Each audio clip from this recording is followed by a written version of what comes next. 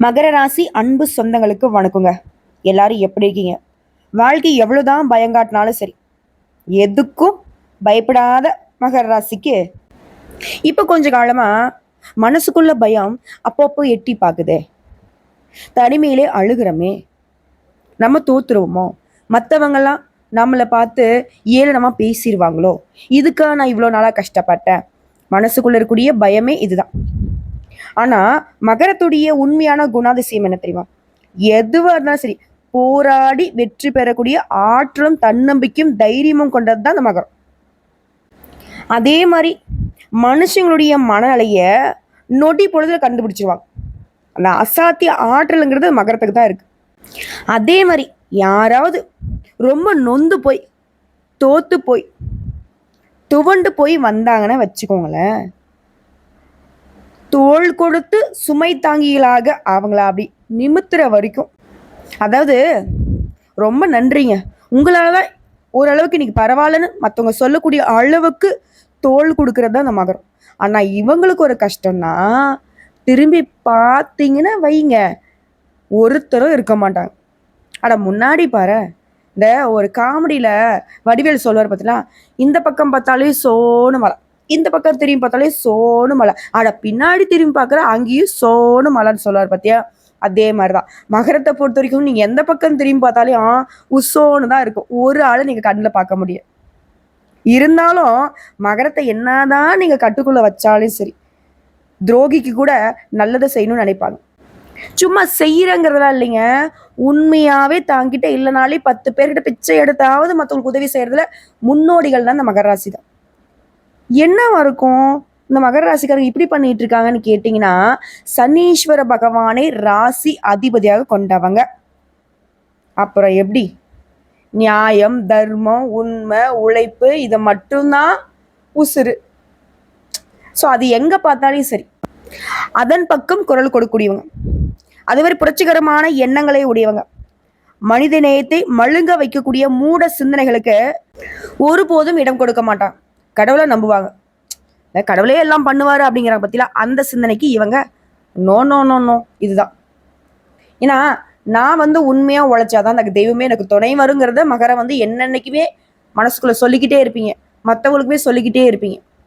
இன்னொரு விஷயங்க, மகர ராசிக்காரங்க எல்லாருக்கிட்டையும் பகையாளியா இருக்கிறதுக்கு காரணம் என்ன தெரியுங்களா?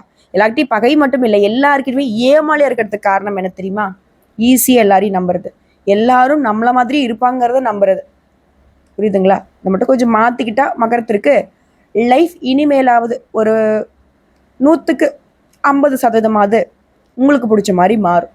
அப்படின்னா நாங்கள் இப்படியே தான் இருப்போமாமா அப்படின்னாக்க அப்படி கிடையாதுங்க. எல்லாருக்கும் கஷ்டங்கள் தொடர்ந்துகிட்டே போகாது. குறிப்பா உங்களுக்கு இருக்கக்கூடிய கஷ்டங்கள் நிலைக்காதுங்க. ஏன்னா உண்மையா வாழ்றீங்க, எல்லாருக்கும் உண்மையா இருக்கீங்க. ஸோ இப்படிப்பட்ட மகர ராசிக்கு தலைப்பு பார்த்துருப்பீங்க. 38 ஆண்டுகளுக்கு பிறகு பாம்பு ரூபத்தில் வரும் மகர ராசிக்கு திடீர் திருப்பங்களுக்கு தயாராக இருங்க. 48 நாட்கள்ல இதெல்லாம் நடந்தே தீரும். என்னம்மா சொல்ற?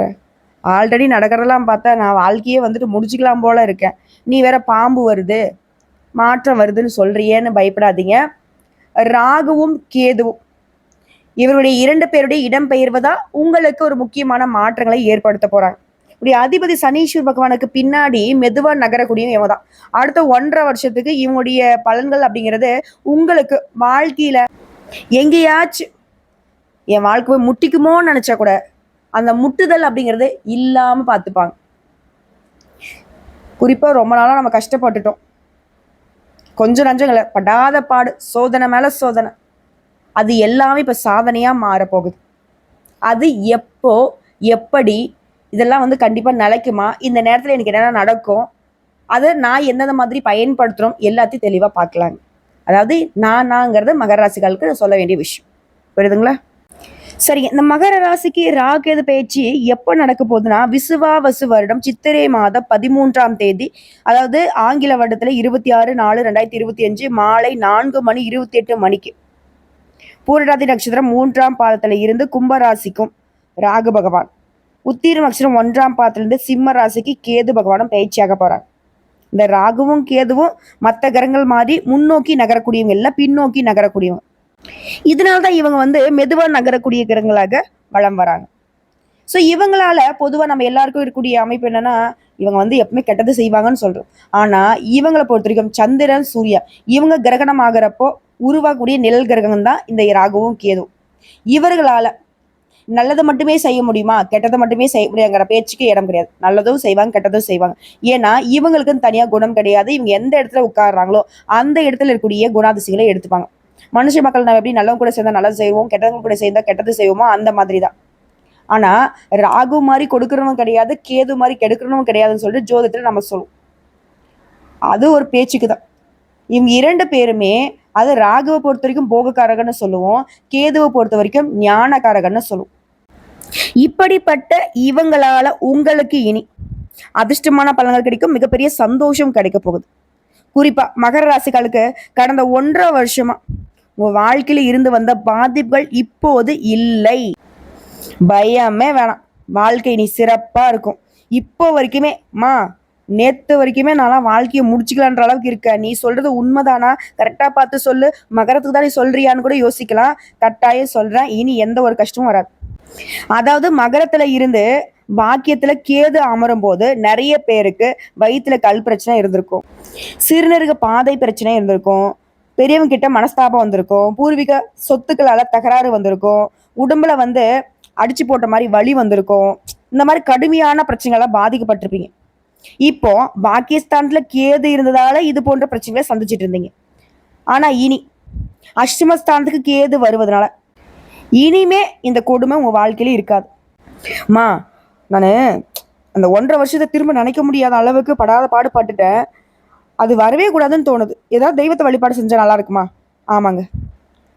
உச்சிஷ்ட மகா கணபதியை வழிபாடு செய்வதனால கேதுவால வரக்கூடிய பாதிப்புகள் எல்லாமே தீரும். இந்த உச்சிஷ்ட மகா கணபதியோட படத்தை வீட்டிலலாம் படம் கிடையாதுமா, அவருடைய படத்தை ஃபோனில் கூட நீ டவுன்லோட் பண்ணிக்கும். வால்பேப்பரில் வச்சு வழிபாடு செஞ்சாலுமே அமோகமான பலன்களை கொடுக்கக்கூடியவர் தான்.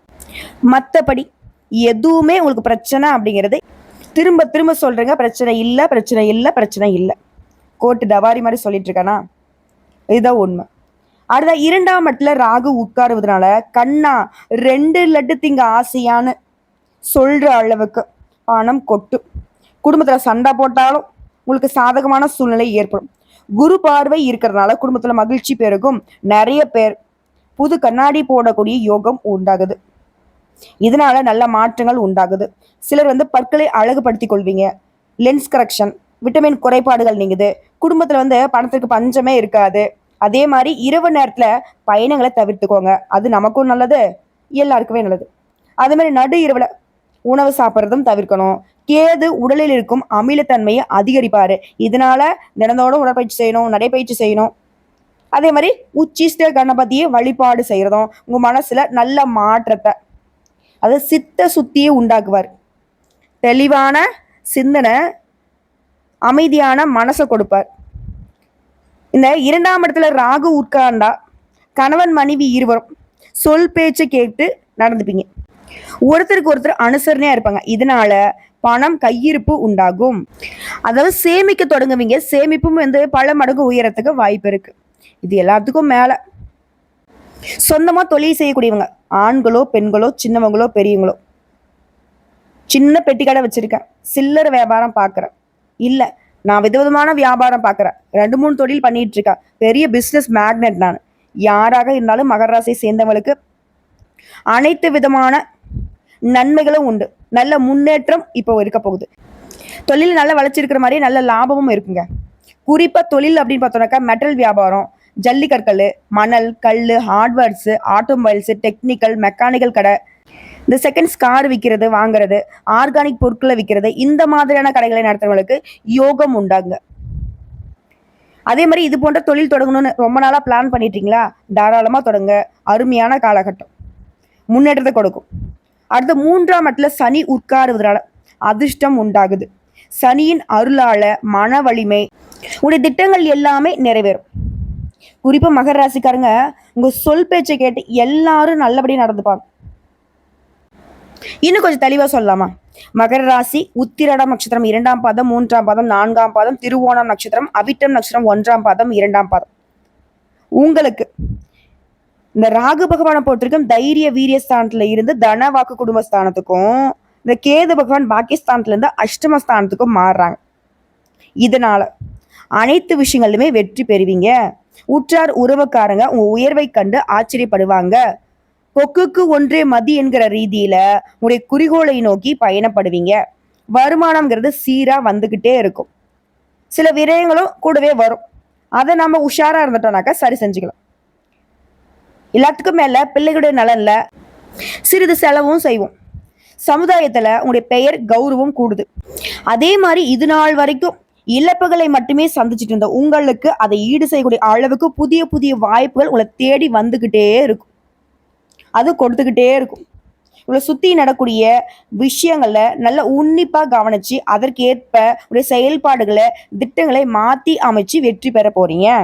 அதே சமயம் உடல் உபாதைகள், கண் சம்பந்தப்பட்ட உபாதைகள் வரதுக்கு வாய்ப்பு இருக்கு. இதெல்லாம் ஆரோக்கியத்துல அக்கறை இருக்கணும். சரியான வெளிச்சம் இருக்கிற இடத்துல அமர்ந்து படிக்கிறது, கண்களுக்கு குறை ஏற்படாமல் பார்த்துக்க முடியும். உடைய மனசு புண்படும்படி பேசினவங்க இப்போ உங்ககிட்ட வருத்தம் தெரிவிப்பாங்க.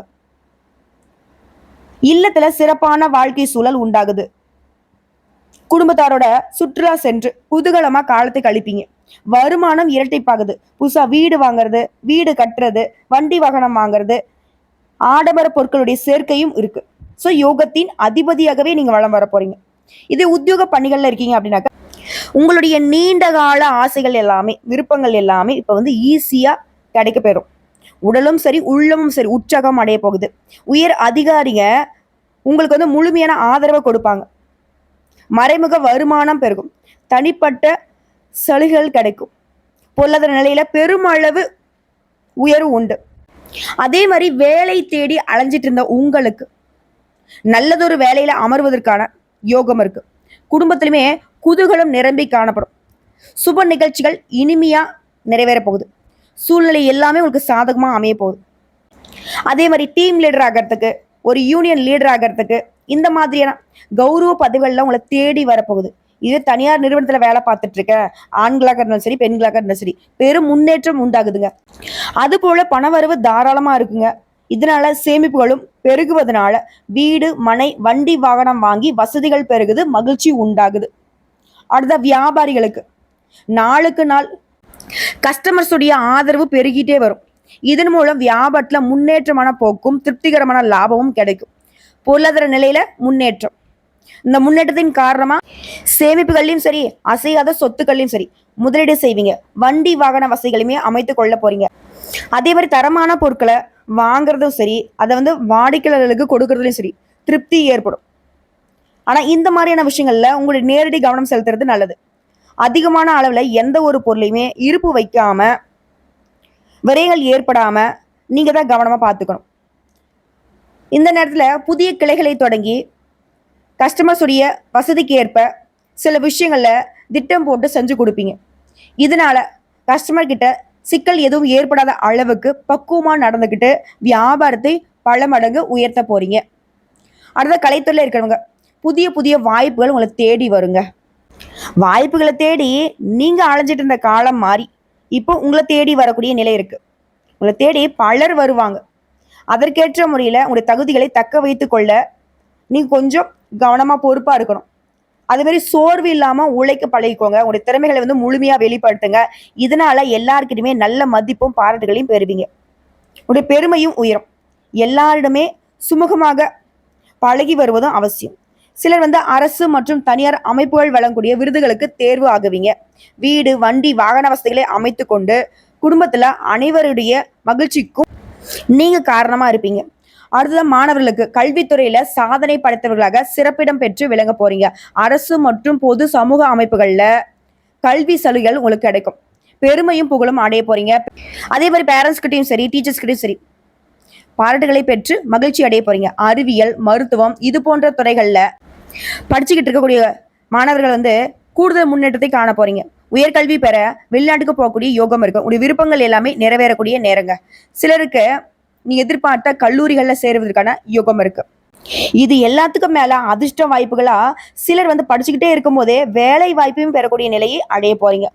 அப்போ எந்த அளவுக்கு இந்த ராகுவும் கேதுவும் மகர ராசியை சேர்ந்தவங்களுக்கு அதிர்ஷ்டத்தை கொடுக்குறாங்கன்னு புரியுதுங்களா? அடுத்த அரசியல்வாதிகளுக்கு உங்களுடைய செல்வாக்குங்கிறது நாளுக்கு நாள் பெருகிக்கிட்டே போகும்.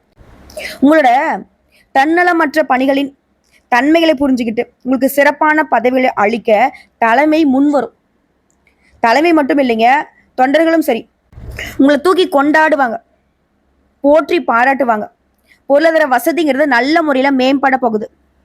இதன் காரணத்தால வாழ்க்கையுடைய அத்தியாவசியமான தேவைகளை எல்லாமே பூர்த்தி செய்து சந்தோஷப்பட போறீங்க. பொதுமக்கள் கிட்ட உங்களுக்கு பெரும் மதிப்பு இருந்து வருவதனால எல்லாருடைய அன்பு தொல்லைக்கும் நீங்க ஆளாக போறீங்க.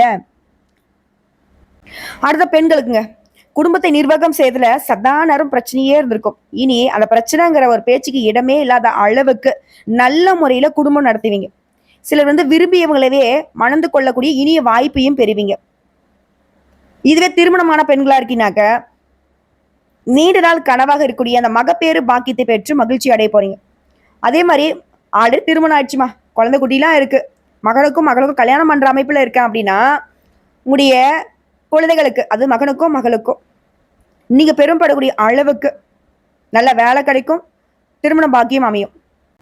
மேலும் இந்த நேரத்துல உங்களுடைய சேமிப்புகள் அப்படிங்கிறது அதிகமா இருக்குங்க. இதனால மனம் மகிழ்ச்சி கொள்ளும். இந்த நேரத்துல தான் மகர ராசி பெண்கள் ரொம்ப கவனமா இருக்கணும். யாரையுமே நம்பக்கூடாது. இந்த நம்பிக்கையில தான் புதுசா ஒரு கம்பெனி வரும், சீட்டு போடுறது, இந்த சங்கம் நடத்துறது, இந்த மாதிரியான விஷயங்கள்ல பணத்தை கொடுத்து ஏமாறாம முறையா வங்கிகள்ல சேமிக்கிறதே ரொம்ப நல்லதுங்க. ஏன்னா அந்த மகர ராசி நிறைய பணத்தை இழந்திருப்பீங்க. அப்பா, சொல்ல முடியாது. உங்களுடைய உழைப்புக்கு பல மடங்கு எட்டாத அளவுக்கு பல பேருக்கு பணம் வாங்கி கொடுக்கறது, மற்றவங்களை நம்பி பணம் கொடுக்கறது, இந்த மாதிரி ஏமாந்துருப்பீங்க. ஸோ இதனால எச்சரிக்கையா இந்த விஷயத்துல கவனமா இருந்துக்கோங்க. ஸோ இப்போ வரைக்கும் பார்த்தா பொது பலங்கள்ல இருந்து ராகுவும் கேதுவும் உங்களுக்கு நிறைய அதிர்ஷ்ட வாய்ப்புல தான் கொடுத்துருக்காங்க. இப்போ தனிப்பட்ட முறையில் நட்சத்திர பலன்களையும் பார்த்து தெரிஞ்சுக்கலாங்க. உத்திரடம் நட்சத்திரம் 2ஆம் பாதம், 3ஆம் பாதம், 4ஆம் பாதம். இந்த நட்சத்திரத்தில் பிறந்தவங்களுக்கு நீண்ட காலமாக மனசுல இருந்து வந்த சிந்தனைகள் செயல் வடிவம் பெறும்.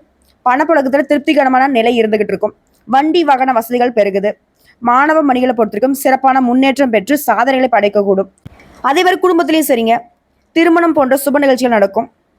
அப்பப்ப சின்ன சின்ன சச்சரவுகள் ஏற்படும். ஆனாலே அது பெருசுபடுத்தாம விட்டுறது ரொம்ப நல்லது. உடல்நிலையில பிரச்சனை எதுவும் இருக்காது. மருத்துவ செலவுகள் குறையும். வங்கிகள் மற்றும் வியாபார நிலையங்கள் போன்ற இடங்கள்ல பணப்புழக்கம் அப்படிங்கிறது அதிகமாகவே இருக்கும். நான் சொந்தமா தொழிலாம் செய்யலாமா, ஒருத்தர் கீழே வேலை பார்க்குறேன், தனியார் துறையோ அரசாங்கத்துறையோ இல்லை கை கட்டி சம்பளமாக கூடி கூலி வேலை செய்தாலும் சரி. அதே மாதிரி மின்சாரம் தொடர்பான இடங்கள்ல வேலை பார்க்குறவங்களும் எச்சரிக்கையாக செயல்படுவது ரொம்ப அவசியங்க.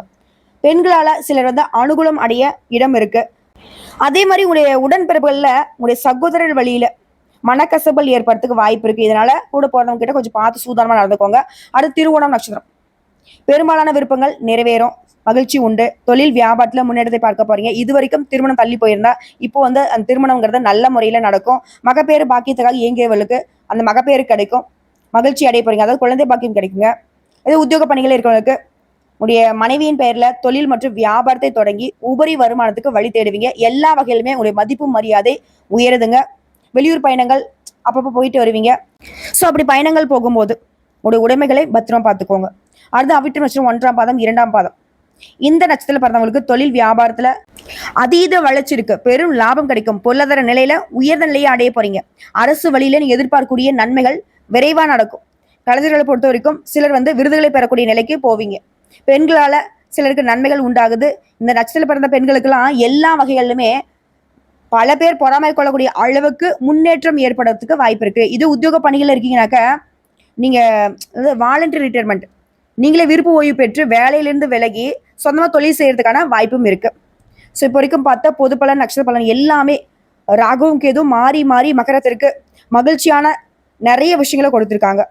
ஸோ இது எல்லாமே நிலைச்சு நிற்கணும்னாக்க நீங்க செய்ய வேண்டிய பரிகாரம் மற்றும் வழிபாடு, கால பைரவருக்கு மிளகு தீபம் ஏற்றி அர்ச்சனை செய்து வழிபாடு செய்ய வாழ்க்கையில முன்னேற்றம் உண்டு, மனசுல தைரியம் அதிகமாகும். அதே மாதிரி நீங்க தினமும் சொல்ல வேண்டிய மந்திர சொல் ஓம் கம் கணபதியே நம. இந்த மந்திரத்தை தினமும் 9 முறை சொல்வதனால அதிர்ஷ்டம் நிலைக்கும். அதே மாதிரி அதிர்ஷ்டம் தரக்கூடிய எண்கள் 2, 6, 9. அதிர்ஷ்டம் தரக்கூடிய கிழமைகள் வளர்பிறைன்னு எடுத்துட்டாக்க ஞாயிறு, புதன், வெள்ளி. தேய்பிறைன்னு எடுத்துட்டாக்க ஞாயிறு, வியாழன், வெள்ளி. இந்த நாட்களை உங்களுடைய சுபகாரியங்களை தொடக்கத்துக்கு பயன்படுத்திக்கோங்க. இதே மாதிரி 2வது பரிகாரம் மற்றும் வழிபாடுங்க. மயிலாடுதுறையிலிருந்து நன்னிலம் அருகில் இருக்கும் ஸ்ரீ வாஞ்சியம் இந்த ஊர்ல ராகுவும் கேதுவும் சேர்ந்து இருக்கக்கூடிய அரிய கோலத்தை தரிசனம் பண்ணலாம். அதே மாதிரி சாலை விபத்துல சிக்கிக்கிட்டு வாழ்வாதாரத்துக்கு கஷ்டப்படுறவங்களுக்கு உதவி செய்வதனால தடைகள் உடைப்படும், நினைச்சது நடக்கும். இப்போ சொல்லக்கூடிய பரிகாரம் மற்றும் வழிபாடுங்கிறது நான் முன்னாடி சொல்லியிருக்கேன். உச்சிஷ்ட மகா கணபதியை வழிபாடு செய்வதனால கேதுவினால வரக்கூடிய பாதிப்புகள் முற்றிலும் தீரும், அமோகமான பலன்கள் கிடைக்கும்.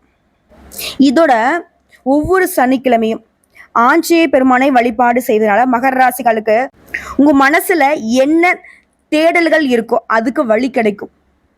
இதுக்கும் மேல திருவனந்தபுரத்துல வீற்றிருக்கும் ஜம்புகேஸ்வரரை வழிபாடு செய்வதனால காரியங்கள்ல நீங்க எதிர்பார்த்த வெற்றி கிடைக்கும்.